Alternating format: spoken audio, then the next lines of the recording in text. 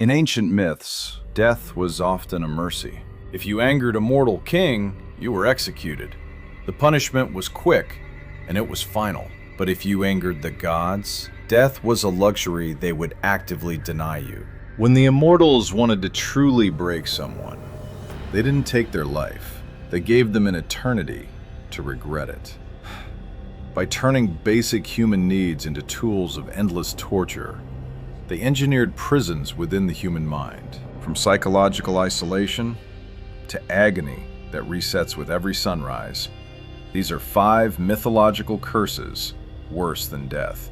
We begin not with the familiar gods of Olympus, but with a medieval Christian legend dating back to the 13th century. It is the story of a man known as Tantalus, or more commonly, the Wandering Jew. According to the legend, as Jesus was carrying his cross to Golgotha, bruised and collapsing under the weight, he paused outside the house of a local shoemaker to rest for just a brief moment. Instead of showing compassion, the shoemaker pushed him away, mockingly telling him to move faster. Jesus looked at him and replied with a chilling calm, "I am going, but thou shalt wait till I return." In that exact second, the man was stripped of his mortality. He became immune to disease, immune to aging, and immune to death. To a modern mind, living forever might sound like the ultimate gift, but in practice it was a slow psychological execution. Imagine standing in a crowded modern city, looking down at a centuries-old pocket watch, and realizing you can no longer remember the faces of your first children. You are a living ghost, a relic of a forgotten era, forced to watch every friend you ever make wither into dust, while you remain permanently stagnant. The worst part of his existence wasn't the physical exhaustion of wandering the earth for thousands of years. It was the absolute crushing loneliness, knowing he was completely detached from the human experience, trapped in a world that keeps moving forward while he is left behind, until the end of time. While immortality isolates the mind, the next curse on our list targets the physical body in the most visceral way possible. In Greek mythology, Erysichthon was a king who possessed absolute blind arrogance. Desiring wood to build a massive banquet hall, he ordered his men to cut down a sacred grove dedicated to Demeter, the goddess of agriculture. At the center of this grove stood an ancient, deeply revered oak tree. When his men hesitated out of fear, Erysichthon seized the axe himself. He swung it into the trunk, ignoring the blood that began to pour from the bark. Demeter's response was remarkably quiet, yet devastating. She did not strike him with lightning.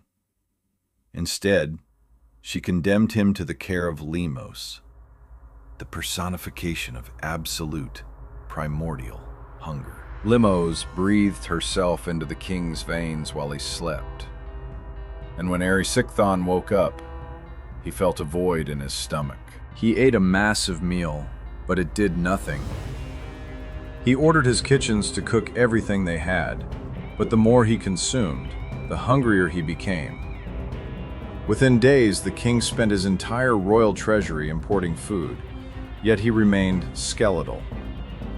His flesh clung to his bones as his body burned through energy faster than he could eat. The true horror of Erysichthon's curse wasn't just the physical pain of starvation. It was the total loss of his humanity. Driven mad by an abyss that could never be filled, he eventually looked down at his own limbs. In his final hours, the king began to consume himself, piece by piece, proving that the gods could turn a man's own survival instinct into his ultimate destruction. While Erysichthon was destroyed by his own choices, our next entry features a punishment born of sacrifice. This is the torment of the Titan, Prometheus. Prometheus was a champion of mankind. When Zeus withheld fire from humanity, leaving them to freeze in the dark, Prometheus defied Olympus. He stole the divine flame and brought it down to earth. Zeus's retaliation was calculated to ensure maximum suffering.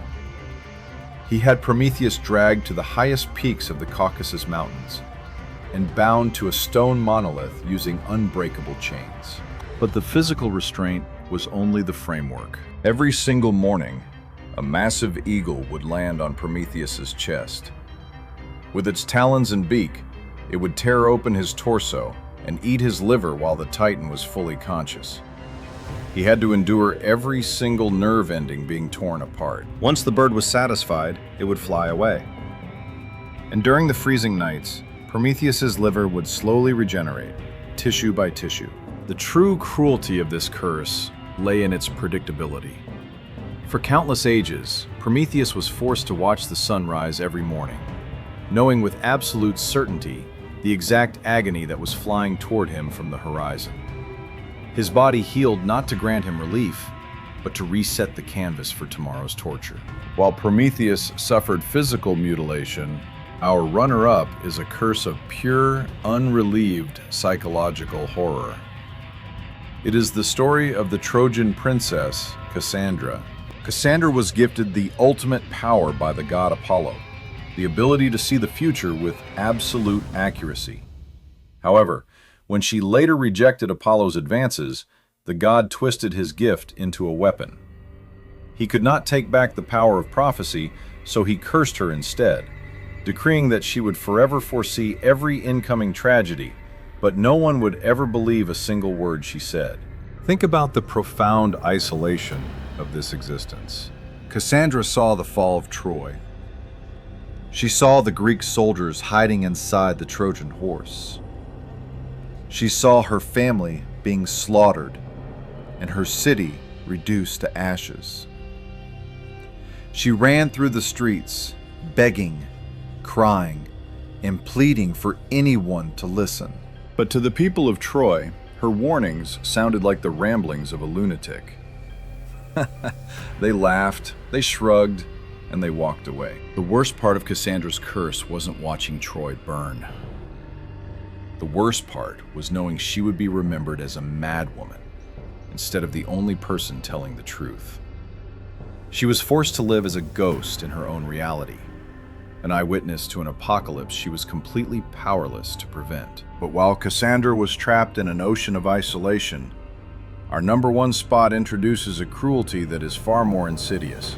Because the gods understood a fundamental truth: isolation can break a mind, but weaponized hope can torture a soul forever. Our number one spot belongs to a punishment so psychologically flawless, it transforms the basic desire for survival into an instrument of infinite torture. The curse of King Tantalus. Tantalus was a mortal king who deeply offended the gods by testing their omniscience in the most horrific way possible. He murdered his own son and served him as a meal at a divine banquet. Enraged, Zeus banished Tantalus to the deepest depths of the underworld, designing a custom eternity tailored to his specific sins. Tantalus was placed in a pool of clear, refreshing water. Directly above his head hung branches heavy with ripe, juicy fruits. He was cursed with an eternal burning thirst and a ravenous hunger. Yet whenever Tantalus bent his head to take a sip, the water level would miraculously recede into the earth, leaving the ground dry beneath him. And when he reached his hand up to grab a piece of fruit, a sudden gust of wind would lift the branches just a few inches out of his reach. What makes this the ultimate curse is the agonizing element of proximity. The food and water were not miles away. They were inches from his lips. He could smell the fruit. He could feel the moisture on his skin. The gods realized that physical pain can eventually cause the mind to go numb. But hope is an endless source of misery. By keeping relief perpetually within sight, but forever out of reach, they created the ultimate loop of desperation. It is from this eternal torment that we get the English word tantalizing. The ancient creators of these myths understood something profound about human nature. Physical death is simple. It is a door that closes. But these curses target what truly makes us human: our sanity, our credibility, our memories, and our hope. Which of these 5 do you find the most terrifying? Imagine the isolation of Cassandra, or the eternal disappointment of Tantalus. Let me know your thoughts in the comments below. If you enjoyed this deep dive, leave a like and subscribe to Godfall for more stories. Perhaps the most terrifying part of all is that none of these curses were designed to kill. They were designed to make existence itself the punishment. Until next time, stay curious.